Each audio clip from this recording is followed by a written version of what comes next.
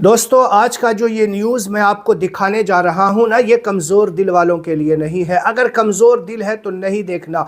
ये जो आंकड़ा मैं आपको बता रहा हूँ, अगर आपके घर में भी अगर बेटी है, बहन है, तो ये वीडियो आपके लिए है। दोस्तों, ये सरकारी आंकड़ा, सरकारी डेटा मैं आपके सामने रख रहा हूँ, ज़रा सुनिए। हर 80 मिनट में एक बेटी या तो फांसी पे चढ़ा दी जाती है दहेज के नाम पे, या फिर उसे वो आत्महत्या कर लेती है, या फिर उसे जिंदा जला दिया जाता है। एक और बेटी आज दहेज की बलि चढ़ चुकी है। आपको जो बात बताऊंगा पूरा सरकारी डेटे के एतबार से, पहले वो सारी बातें आपके सामने रख दूं। देखिए, अभी फिलहाल में हाल फिलहाल की ये रिपोर्ट है। पहले आप ये रिपोर्ट देखिए, फिर सरकारी डेटा आपके सामने रखूंगा। किस तरीके से 80 मिनट में जो है एक आत्महत्या या जिंदा जला दी जाती है, महीने का कितना और साल का कितना ये क्राइम जो हमारे देश में हो रहा है, ये दहेज के नाम पे, किस तरीके से, ये सारा डेटा आपको दूंगा। पहले ये वीडियो आप देख लीजिए, हाल फिलहाल का है। किस तरीके से फांसी पे जो है 10 महीना पहले ही शादी हुई, अब जो है उसको फांसी पे चढ़ा करके उसकी जान ले ली गई, सिर्फ एक बुलेट के खातिर। देखिए वीडियो। पता ना चल पड़ा है साहब। जब हम पहुंचे तो वहाँ तो खाट पे रखी थी उन्हें, गले पे फांसी के निशान है। रहोगे वहाँ पे। अभी तो हम यहीं पे यहीं, मैंने कि वो पेट के दर्द का थोड़ा ही नहीं है, वो तो जच्चा बच्चा वाला। मैंने कि मैं वहाँ पे 5-7 मिनट में आता हूँ, मैं जैसे भी पहुँचता जी। क्या हम एम्बुलेंस से रहे हैं, पूरी तबीयत खराब है और डॉक्टर ने मना कर दिया है। मना कर दिया तो मैं किसी और डॉक्टर को दिखा लें। जहीराबाद पहुँच गए। मैंने कहा आप जहीराबाद पहुँच गए, आप एक बात बताइए, मैं यहाँ पर 5-7 मिनट में आएगा, आप इतनी देर में जहीराबाद पहुँच गए। वहाँ जहीराबाद, मैंने कहा चलो ठीक है, आप वहीं पर रहिए जहीराबाद।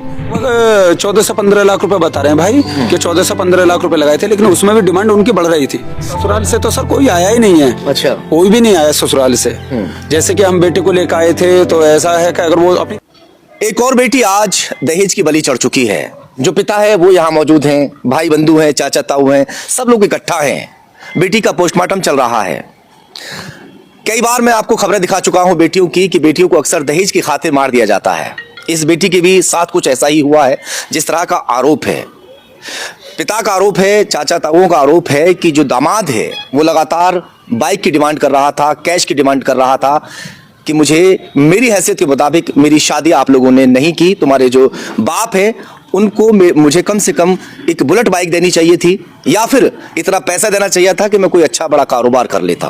तो या तो पैसा लेकर आओ या बाइक ला कर दो। क्या कुछ पूरा मामला थोड़ा जानूंगा। मैं इस वक्त बुलंदशहर के जिला अस्पताल में पोस्टमार्टम हाउस पर मौजूद हूँ। क्या नाम भाई साहब आपका? प्रकाश। प्रकाश, कहाँ से हैं? तो रही से थाना अनुपशहर। बताइए क्या हुआ, कहाँ बिटिया की शादी की थी? अमरगढ़ में। क्या नाम बिटिया का? रेखा। उम्र करीब ही 20 साल। क्या हुआ है बताएं थोड़ा सा।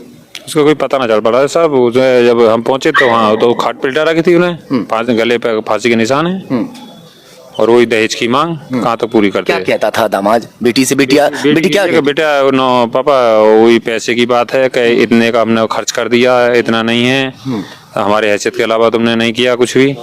15 लाख करीब हमने लगाया था। काम करता था लड़का?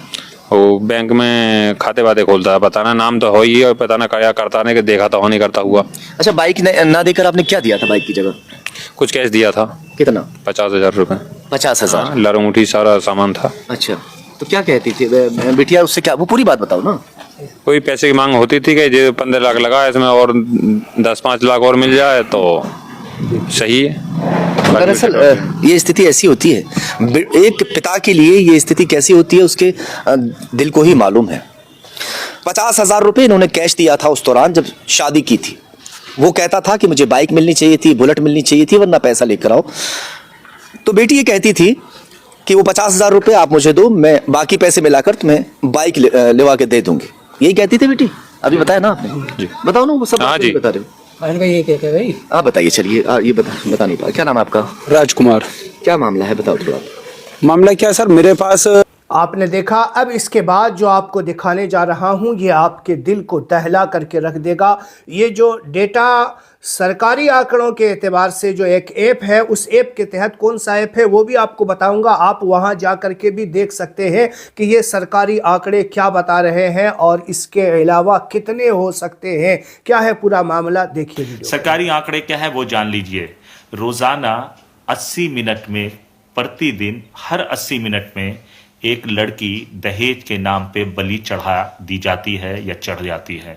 यानी हर 80 मिनट यानी करीब 1.5 घंटे में एक बच्ची कहीं ना कहीं दहेज के नाम पे मार दी जाती है या मर रही होती है। अगर इसका आप रोज़ाना अगर कैलकुलेशन करें तो रोज़ाना करीब 17 से 19 लड़कियां सिर्फ दहेज के नाम पे मारी जा रही है।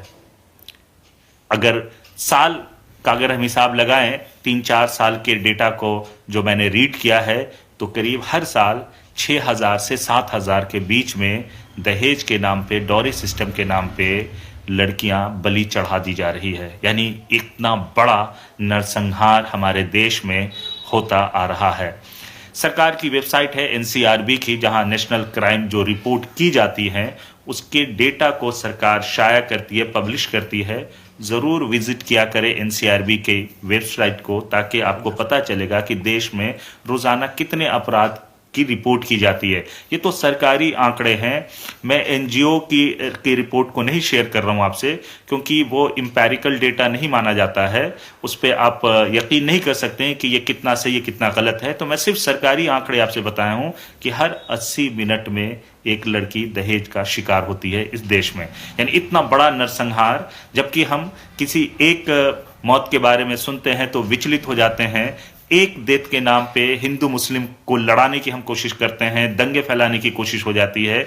लेकिन इसी देश में, हमारे देश में रोज़ाना 17 से 19 लड़कियां मारी जा रही हैं या आत्महत्या कर लेती हैं या जला दी जाती हैं दहेज के नाम पे, और हम सब खामोश हैं। हत्ता कि हम लगातार दहेज सिस्टम को जारी रखे हुए हैं।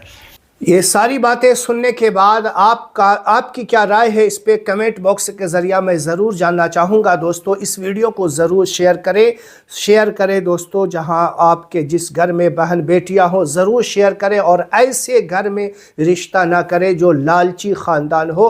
पहले जांच ले पड़ताल ले, चाहे कोई भी हो, हमारा हिंदू भाई हो या मुसलमान भाई, कहीं भी रिश्ता करने से पहले जांच पड़ताल ले, कहीं वो ख़ानदान लालची तो नहीं है। वीडियो को ज़रूर शेयर करें ताकि सब लोग सतर्क रह सके।